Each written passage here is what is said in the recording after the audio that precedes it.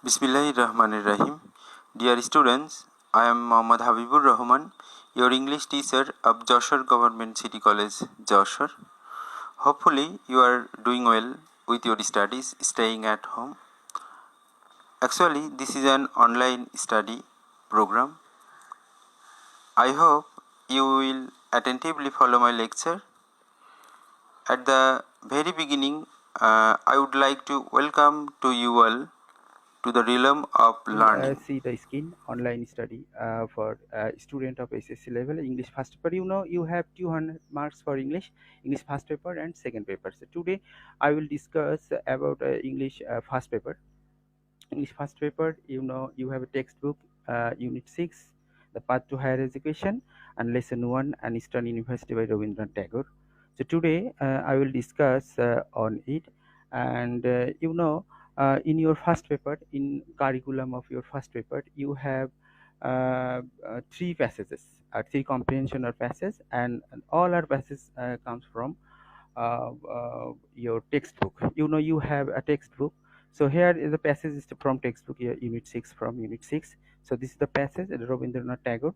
you know this is the very important passage, but I should show you the main textbook, because you will be encouraged, and you should all have this textbook. This is the textbook, and I think you all should open this textbook. I just want to show the page from where I collected the passage. So it may be 69 page. So you all, just I will tell you, you should open your textbook now. So here we have the textbook, and here we find the textbook, and this is the textbook, and unit 6, just I will zoom it so it is clear. So I think you all should open your textbook, and this is the huge text.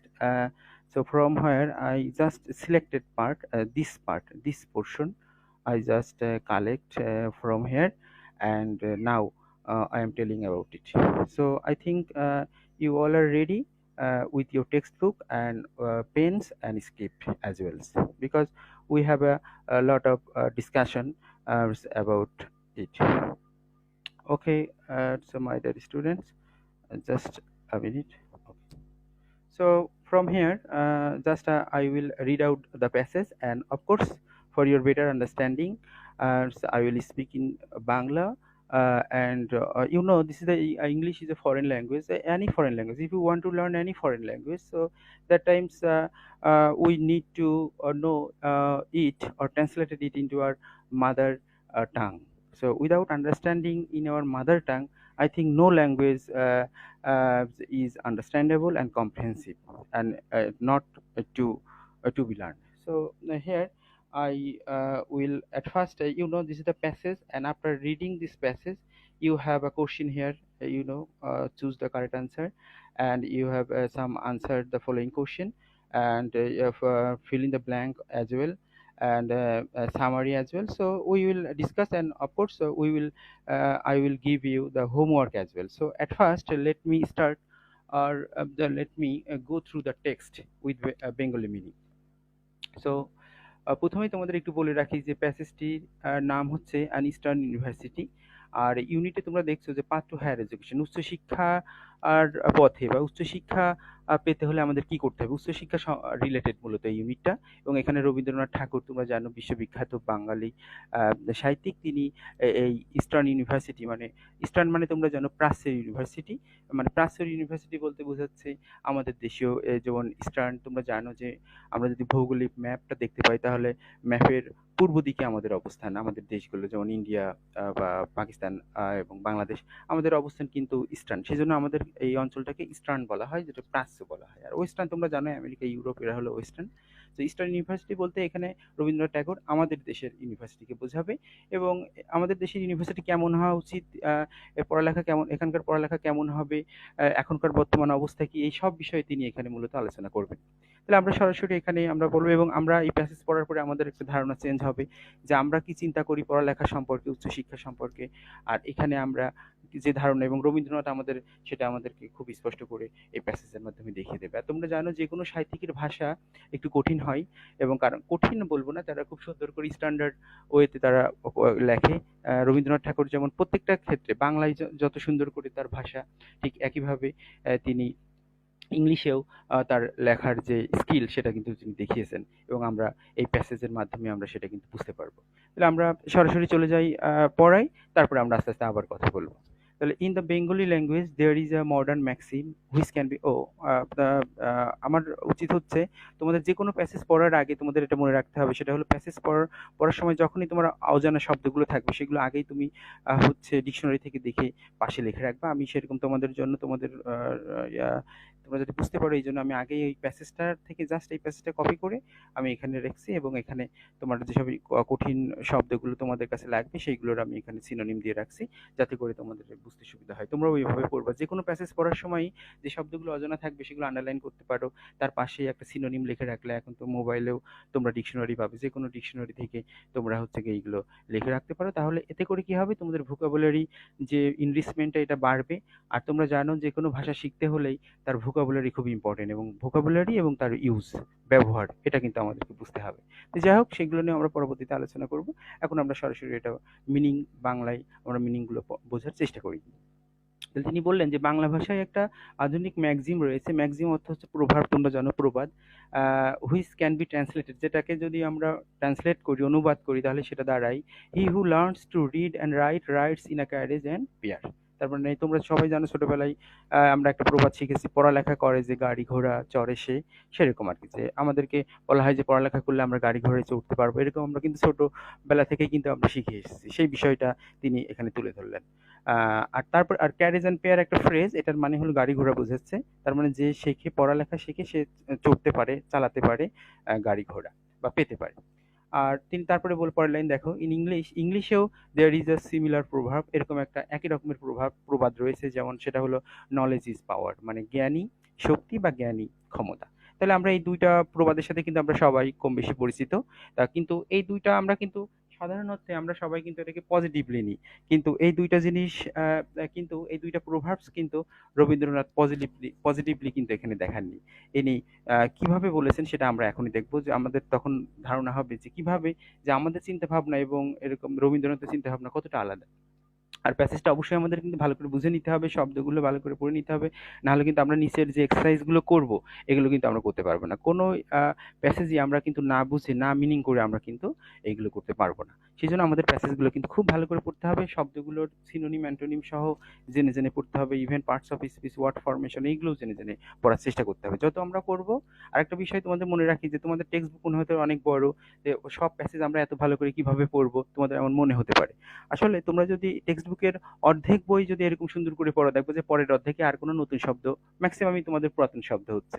তার মানে তুমি English যেখানেই পড়ো না কেন, যেখান থেকে, যে পেজ থেকেই পড়ো না কেন, যে ক্লাসের বই থেকেই পড়ো না কেন, সেটা কিন্তু তোমার অন্য জায়গায় কাজে লাগবে। যাই হোক, আমরা এটা পড়া শুরু করি। এইভাবেই তোমার সৃজনশীলতার সৃষ্টি হবে।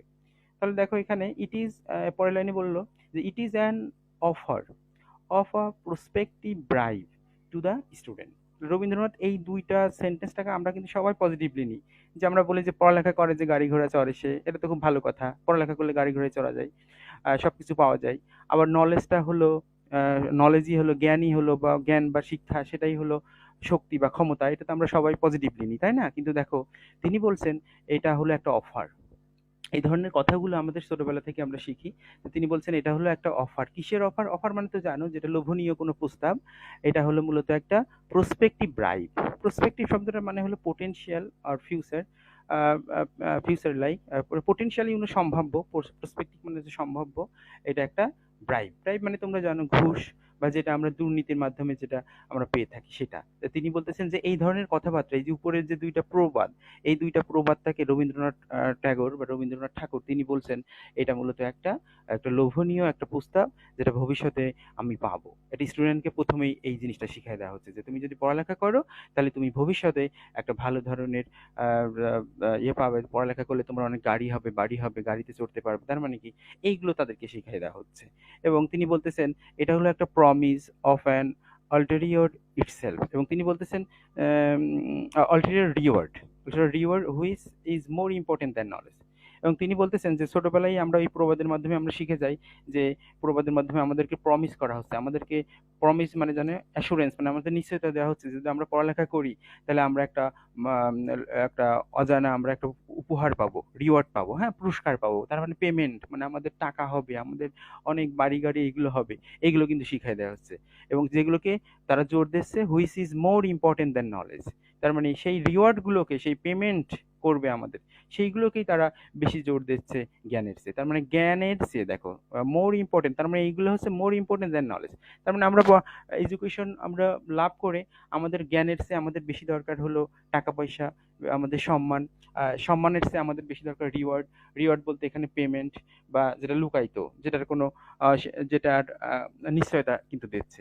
রবীন্দ্রনাথ এটাকে তিনি মূলত নেগেটিভলি তিনি অ্যাপ্রোচ করছেন। তার মানে এই ২ টা প্রবাদটাকে তিনি নেগেটিভলি প্রকাশ করছেন। কিন্তু দেখো আমরা কিন্তু ছোটবেলা থেকে এই ২ টা প্রবাদ থেকে পজিটিভলি দেখে এসেছি। এর মূল কারণ তিনি বোঝাতে চাচ্ছেন যে পড়ালেখার মাধ্যমে শুধু গাড়ি ঘোড়ার চিন্তা কেন করতে হবে? আমাদের তো এটা শেখানো যেতে পারত যে পড়ালেখা করলে তুমি ভালো মানুষ হবে, মানুষ তোমাকে সম্মান দেবে, তোমার মধ্যে হিউম্যানিটি জাগ্রত হবে, তুমি ভালো মানুষ হবে, হ্যাঁ? সবাই, আর এই যে এখানে দেখো বলছে নলেজ ইজ পাওয়ার, মানে জ্ঞানই ক্ষমতা। কারণ পড়ালেখা করলে তোমার ক্ষমতা হবে। পাওয়ারের কিন্তু মূল মিনিংটা কিন্তু ক্ষমতা।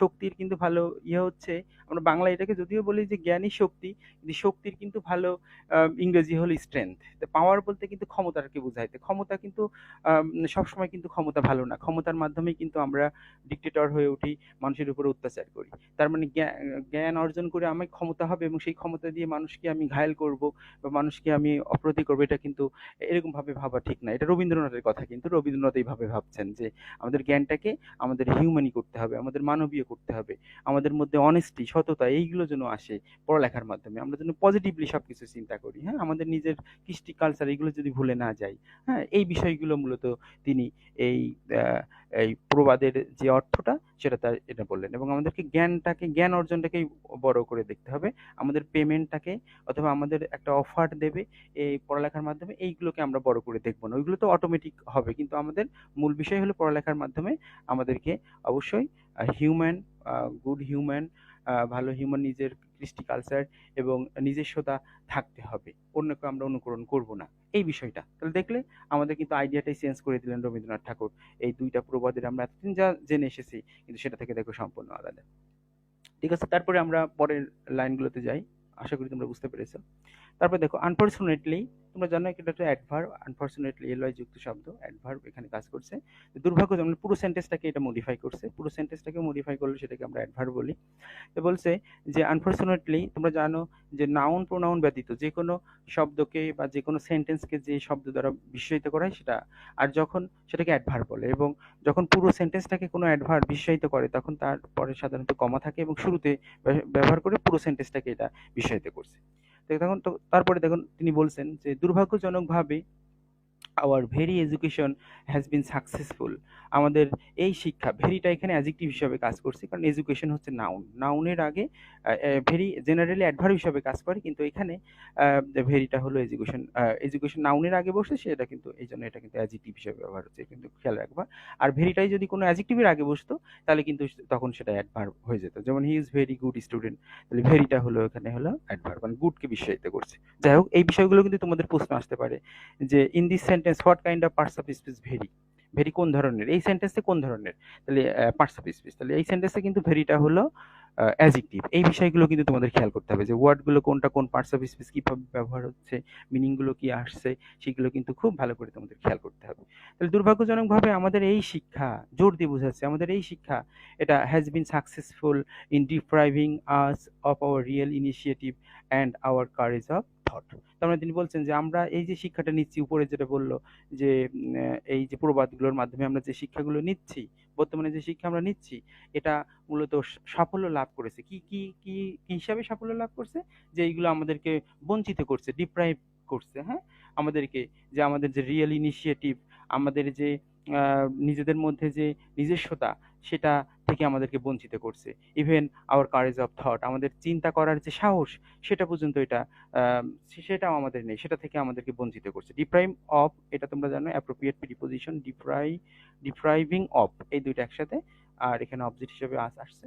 কারণ আমাদেরকে বঞ্চিত করছে কি হিসাবে? যে আমরা নতুন কোনো কিছু চিন্তা করতে পারি না, আমাদের কোনো ইনজেনুইটি নেই, আমাদের কোনো ক্রিয়েটিভ কোনো চিন্তা ভাবনা আমরা পাচ্ছি না। পড়ালেখা করছি, আমাদের সার্টিফিকেট হচ্ছে, কিন্তু আমাদের মধ্যে কোনো চিন্তা করার যে সাহস, আমি একটা ভালো কিছু করব, মানুষের জন্য কাজ করব, দেশের জন্য কাজ করব, নতুন কিছু সৃষ্টি করব, এরকম চিন্তা ভাবনা আমাদের কমে যাচ্ছে। রবীন্দ্রনাথ দেখো সেই প্রায় 100 বছর আগে এই কথাগুলো বলে গেছে যে আমাদের শিক্ষা ব্যবস্থা কিন্তু আমাদেরকে উন্নত করতে, আমাদের শিক্ষার যে ট্র্যাডিশনাল চিন্তা ভাবনা থেকে বেরিয়ে এসে রবীন্দ্রনাথ দেখো কিভাবে আমাদেরকে আমাদের আসল লুকটা তিনি কিন্তু দেখিয়ে দিচ্ছেন। তা আমাদেরকে এই বিষয়ে আমাদেরকে কাজ করার এখনই সময় এসেছে।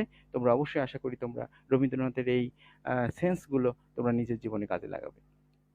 তারপরে দেখো তিনি বলছেন যে দুঃখের সাথে আসলে এগুলো তিনি সবই বলছেন, তিনি বলছেন এগুলো কিন্তু সবই রবীন্দ্রনাথের কথা। তিনি বলছেন the training we get in your school, আমরা স্কুল থেকে যে ট্রেনিংটা পাই, মানে শিক্ষাটা পাই, এটা কি আছে? এটা has the constant implication in it that is not for us to produce but to বড়। তার মানে আমরা স্কুল কলেজ থেকে যে শিক্ষাটা পাচ্ছি, এটা শুধুমাত্র এটা রয়েছে একটা কনস্ট্যান্ট ইমপ্লিকেশন। কনস্ট্যান্ট শব্দটার মানে হলো ইনভেরিয়েবল, মানে যেটা অপরিবর্তনীয়, মানে কোনো পরিবর্তন নেই, কোনো ভিন্নতা নেই, মানে কোনো বৈচিত্র্য নেই।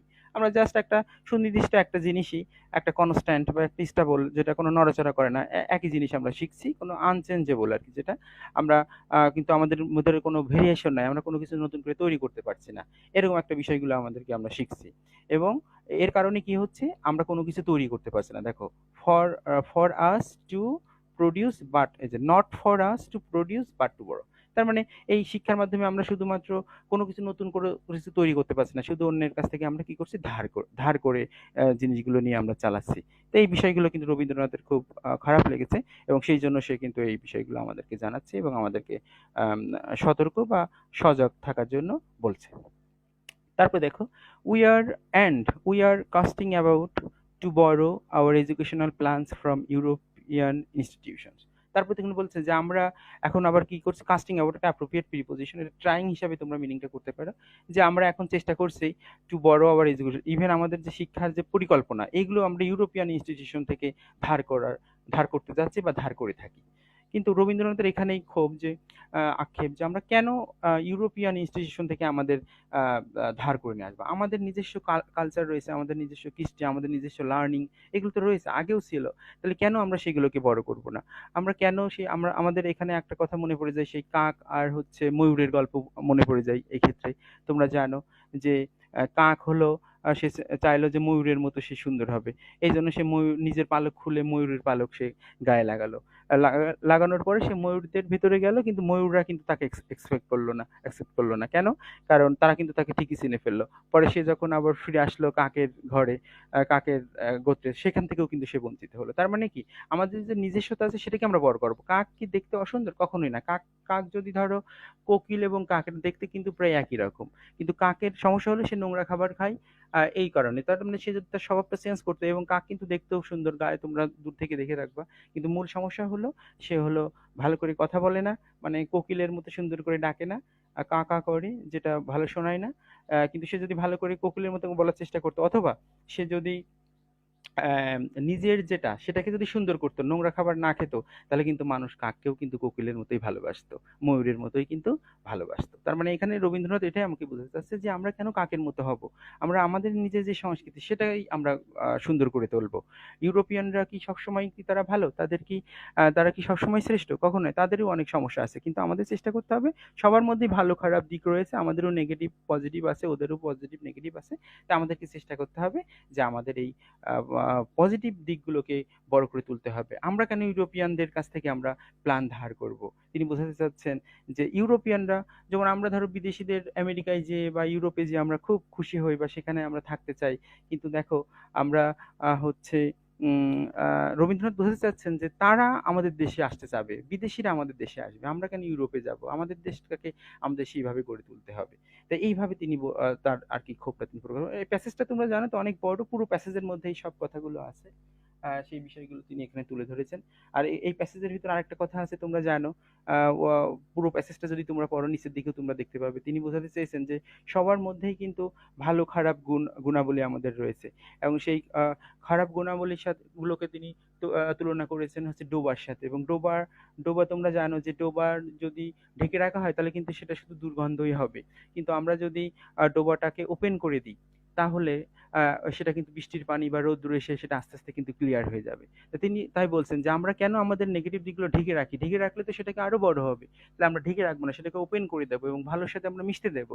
যেমন ডোবার পানি, বৃষ্টির পানি এবং রোদ্দুর লাগলে কিন্তু আস্তে আস্তে ডোবার পানিও ভালো হয়ে যায়। তো রবীন্দ্রনাথ সেই বিষয়টাও কিন্তু তিনি তুলে ধরেছেন কত সুন্দর মেটাফরিক ওয়েতে, কত সুন্দর রূপক অর্থে তিনি বুঝিয়েছেন। তার পরবর্তীতে দেখো তিনি আরেকটি মেটাফোর এখানে ইউজ করেছেন তার পুরো প্যাসেজের মধ্যে। এটা একটা মেটাফোর তোমরা জানো রূপক অর্থে মানে একটা বিষয় বোঝাতে যে আরেকটা মানে, এবং তার অবশ্যই দুইটা মিনিং থাকবে, একটা হচ্ছে লিটারাল মিনিং থাকবে আর হচ্ছে লিটারারি মিনিং থাকবে। লিটারাল মানে তোমরা জানো আক্ষরিক অর্থ, উপরের যে অর্থটা সেটা অক্ষরগত, আর একটা হচ্ছে হিডেন মিনিং যেটা থাকবে সেটা হচ্ছে লিটারারি মিনিং। তাই এই মেটাফোরগুলোর মধ্যে সেটা রয়েছে। এখানে আমরা রবীন্দ্রনাথের একটা মেটাফোর ইউজ কর আমরা দেখতে পাচ্ছি। সে লাইনটা আমরা পড়ি দেখো। আর মেটাফোরগুলো একটু বুঝতে একটু কঠিন হয় কারণ এর একটা হিডেন মিনিং থাকে, ইনার মিনিং আমাদের খুঁজে বের করতে হবে। আমরা দেখি লাইনটার মিনিংটা কি দাঁড়ায়, যে the trampled plants of Indian corn are dreaming of recouping their harvest from the neighboring wheat field. এখানে তিনি বলছেন, এখানে ইন্ডিয়ান কর্ন বলতে আমাদের দেশ বা ইন্ডিয়ান সাবকন্টিনেন্টকে বোঝাচ্ছে, কারণ রবীন্দ্রনাথ যখন ছিল তখন তো আমাদের সব একসাথে আমরা ছিলাম ইন্ডিয়ান সাবকন্টিনেন্ট। তা বলছে যে আমাদের এই যে ইন্ডিয়া বা আমাদের যে ক্রন এখানে ইনার মিনিং হলো, তোমরা জানো আক্ষরিক মিনিংটা এরকম দাঁড়ায় যে লিটারাল মিনিং যেটা, এটা মিনিংটা এরকম দাঁড়ায় যে ইন্ডিয়ার বা আমাদের ভারতীয়দের যে শস্য এইগুলো হচ্ছে পদদলিত অবস্থায়, এই গাছপালাগুলো সব পদদলিত হয়ে গেছে, ট্রাম্পলেট যে ক্রাশ মানে পদদলিত অবস্থায় আছে, মানে আমাদের শিক্ষা ব্যবস্থা বা আমাদের সবকিছু পদদলিত অবস্থায় আছে। তাই এখানে আর কি ইন্ডিয়ান কোরআন বলতে এখানে এর যে ইনার মিনিং সেটা দাঁড়াচ্ছে হলো আমাদের যে শিক্ষা ব্যবস্থা সেটাকে বোঝাচ্ছে, যেটা এখন পদদলিত অবস্থায় আছে এবং এই শস্যগুলো এরা স্বপ্ন দেখছে আর ড্রিমিং অফ রিকুপিং, যে এ তার এই যে রিকভারের চেষ্টা করছে, যে তার যে সে যে পদদলিত অবস্থায় আছে, মরা মরা মরা অবস্থা, সেই অবস্থা থেকে সে এখন চিন্তা করছে যে কিভাবে তাদের হারভেস্টটা তাদের ফসলগুলোকে বাড়াবে from the neighbouring wheat field, মানে তার প্রতিবেশীর গমের ফিল্ড থেকে। এখানে গমের ফিল্ড নেইবারিং হুইট ফিল্ড বলতে হলে যে ইউরোপিয়ানদেরকে বোঝাচ্ছে, মানে বিদেশিদের কাছ থেকে আমরা যেগুলো নিয়ে আসি সেটা হচ্ছে ইনার মিনিং, এটা বোঝাচ্ছে। তার মানে এখানে তোমরা জানো যে ইন্ডিয়ান ক্রন সাধারণত ধান হয়ে থাকে, পেডি, এখানে পেডি, কিন্তু আমরা দেখা যাচ্ছে পেডিটাকে আমরা ভালো না করে আমরা কি করছি, আমাদের পেটিগুলো এখন পদদলিত হচ্ছে, পদদলিত হয়ে যাচ্ছে, কিন্তু সেগুলোকে আমরা ঠিক না করে আমরা হলো প্রতিবেশীর যে হুইট গমের মাঠ থেকে আমরা নিয়ে এসে আমাদের সেটা পূরণ করার স্বপ্ন দেখছি।